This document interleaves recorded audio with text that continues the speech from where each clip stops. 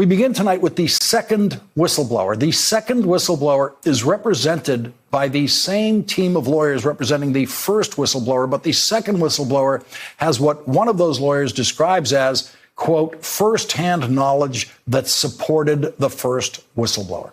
The New York Times reports firsthand knowledge suggests testimony that might bolster the impeachment case against Mr. Trump and further undermine one of his main defense claims, that the accusations against him are based on inaccurate secondhand information.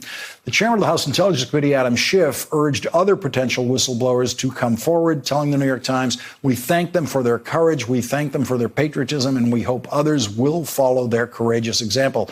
Today, the House Foreign Affairs Committee, the House Intelligence Committee, and the House Oversight Committee subpoenaed the Department of Defense and the White House Office of Management and Budget for documents related to President Trump's suspension of military aid to Ukraine while the president pushed Ukraine to investigate Joe Biden. The subpoena orders the documents to be turned over a week from now. Tomorrow, Gordon Sondland is going to be questioned under oath about his call me texts. As Rachel and I were just discussing, Gordon Sondland texted "call me" to the acting ambassador to Ukraine, Bill Taylor, when Ambassador Taylor texted him things like this: "Are we now saying that security assistance and White House meeting are conditioned on investigations?"